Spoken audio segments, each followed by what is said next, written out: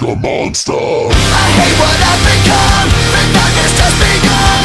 I must confess that I feel like a monster. I feel it deeper than it's just beneath the skin. I'm